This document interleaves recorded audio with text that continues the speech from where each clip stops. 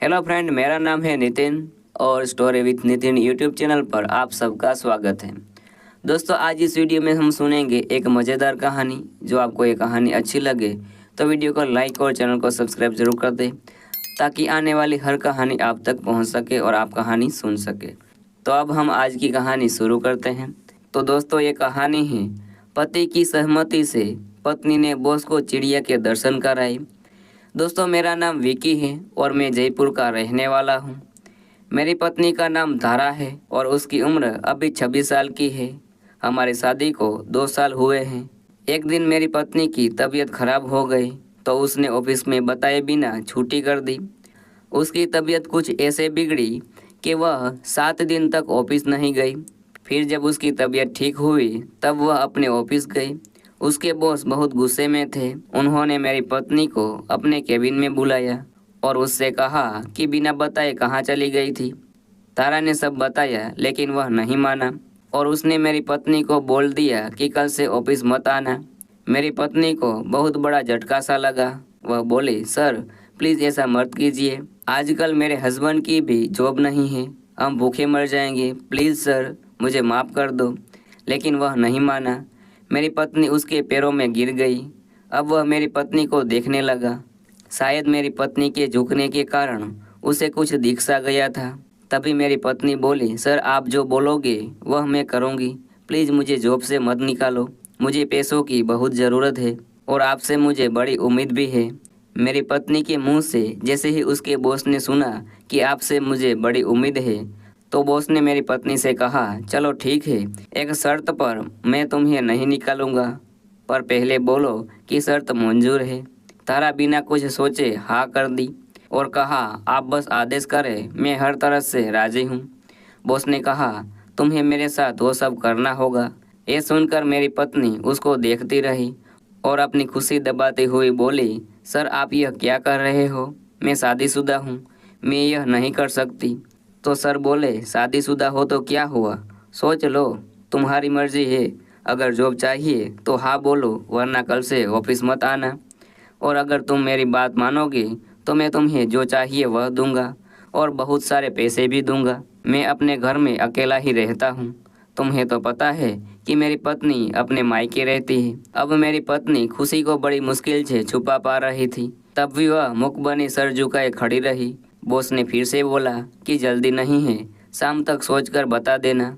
मेरी पत्नी बोली, ठीक है सर। फिर वह केबिन से निकल गई और घर आकर उसने मुझसे सब बात बताई। मैंने उससे कहा, तुम्हें जो अच्छा लगे सो करो। पत्नी बोली, तुम्हें बुरा तो नहीं लगेगा ना? मैंने कहा, मुझे कोई प्रॉब्लम नहीं है। तारा खुश हो गई। फिर वह बोली कि अब आपको पैसों की प्रॉब्लम भी नहीं होगी। मैंने पूछा क्यों? तो उसने बताया कि मेरे बॉस मुझे वो करने के बदले में पैसे भी देंगे। उसके मुंह से यह बात सुनकर मैं भी खुश हो गया। अब धारा ने अपने बॉस को कॉल किया और उसने हाँ कर दी। बॉस ने कहा, रात को 11 बजे मेरे बंगले में आ जाना। तारा ने ओके बोला और फ़ोन कट कर दी। अब मेरी पत्नी ने मुझे बताया कि 11 बजे बंगले में बुलाया है। मैंने कहा ओके। उस वक्त रात के 9 बजे धारा नहाने चली गई और 1 घंटे बाद बाहर आई। आज धारा बहुत सुंदर लग रही थी और कुछ देर बाद में मेरी पत्नी बोली, चलो मुझे बॉस के घर तक छोड़ आओ। मैं अपनी वाइफ को लेकर उसके बॉस के यहाँ तक छोड़ गया। मैंने धारा को बाहर ही छोड़ दिया और उससे कहा, कल सुबह कॉल करना, मैं आकर ले जाऊँगा। उसने ओके बोला और अंदर चली गई। अंदर का हाल अब जो मेरी बीवी ने मुझे बताया था वह बता रहा हूँ। बॉस ने मेरी बीवी का वेलकम किया और उसे देखता ही रह गया। फिर बॉस ने पूछा, तुम्हें छोड़ने वो कौन सा आदमी आया था? पत्नी ने बताया, वे मेरे पति थे। फिर वे दोनों बेडरूम में चले गए और एक दूसरे को देखने लगे। फिर बॉस ने सामने की अलमारी से एक रेड लेबल विस्की की बोतल निकाली और नज़दीक लेकर आए। उसके इशारे पर मेरी बीवी ने पास में रखे गिलास में शराब डाल दी और पानी मिलाकर 2 पैक बना दिए। पहले मेरी पत्नी एक ही गिलास बना रही थी, पर बॉस के कहने पर उसने 2 पैक बना दिए थे। बॉस ने मेरी बीवी से गिलास उठाने के लिए कहा। पहले तो वह मना कर रही थी, फिर बॉस के कहने पर उसने गिलास उठा ली और फिर दोनों ने शेयर बोलकर एक एक सिप लिया। फिर बॉस मेरी बीवी को वो सब लगभग 1 घंटे तक किया। फिर वो सब के बाद वो दोनों सो गए उस वक्त सुबह 4 बजे थे जब वो दोनों गहरी नींद में सो गए थे। सुबह 10 बजे मैंने अपनी पत्नी को कॉल किया। मुझे चिंता होने लगी थी कि उसने अभी तक फ़ोन क्यों नहीं किया। मेरे फ़ोन करने पर भी उसने फ़ोन नहीं उठाया, लेकिन मैं लगातार फ़ोन करता रहा।